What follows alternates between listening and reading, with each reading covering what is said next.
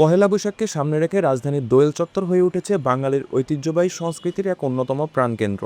নববর্ষ উদযাপনকে ঘিরে সকাল থেকে রাত পর্যন্ত এখানে বসেছে বৈশাখী মেলা। মেলায় বিক্রি হচ্ছে মাটির তৈরি সরা, পাত্রসহ বাঁশের তৈরি বিভিন্ন বাহারি পণ্য।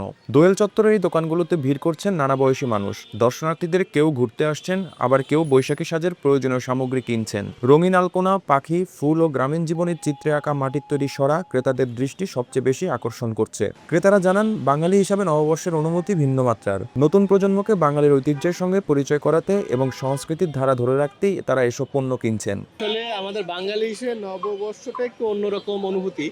তো আমরা সব সময় চাই যে নতুন প্রজন্মকে কিভাবে আমাদের বাঙালি ঐতিহ্যটাকে ধরে রেখে এবং তাদেরকে চেনানো।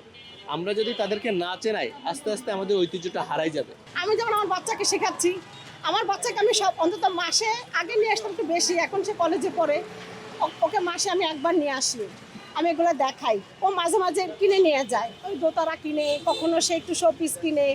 এটা আমি আমার বাচ্চাকে শেখাবো, আমার বাচ্চা তার বাচ্চাকে শেখাবে, এভাবে আমাদেরকে ধরে রাখতে হবে। বাঁশের তৈরি হাত পাকা ঝুড়ি ও সাজসজ্জার সামগ্রীও ক্রেতাদের মধ্যে বেশ জনপ্রিয়। পরিবেশ বান্ধব হয় অনেকেই প্লাস্টিকের পরিবর্তে এসব পণ্যের দিকে ঝুঁকছেন। ঐতিহ্যের অংশ হিসাবে অনেকে কর্মক্ষেত্রে সহকর্মীদের সঙ্গে নববর্ষের রঙিন আবহ উদযাপন করতে এখান থেকে মাটির তৈরি বিভিন্ন সামগ্রী সংগ্রহ করছেন। অফিসের একটা ইভেন্টের জন্য আমাদের কিছু সাংখ্যিক প্রয়োজন ছিল, তো আমরা প্রতিবারই চেষ্টা করি বরাবরের মতো এবারও আমাদের পয়লা বৈশাখ উৎসব শুভ নববর্ষ পালন করার, অফিসের সকল কর্মকর্তা সকল কলিগ সহ আমাদের পরিবার পরিজন সবাইকে নিয়ে এটাকে চেষ্টা করি।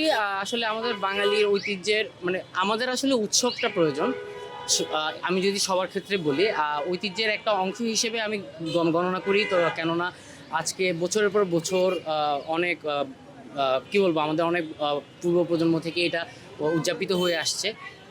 অবশ্য এখন অনেক পরিবর্তন হয়ে গেছে। বিক্রেতারা জানান, পয়লা বৈশাখকে কেন্দ্র করে মাটির পণ্যের পাশাপাশি বাঁশের তৈরি বিভিন্ন সামগ্রীও বিক্রি হচ্ছে। সারা বছরের তুলনায় এ সময় বেচাকেনা বেশি হয়।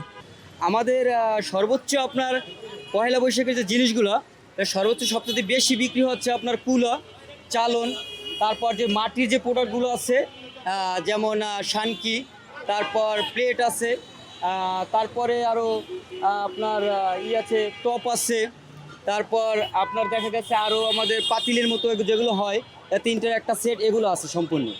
এগুলোই বেশি বিক্রি হয় আমাদের। এবার সারা বছর আমাদের এটা বিক্রি হয় না, আমাদের সারা বছর একদম খরা চলে। তারা আরও জানান, বাঙালির ঐতিহ্যের সঙ্গে মিল রেখে বিভিন্ন পণ্য বিক্রি হচ্ছে। পয়লা বৈশাখ উপলক্ষে বর্তমানে বেচাকেনা ভালো চলছে।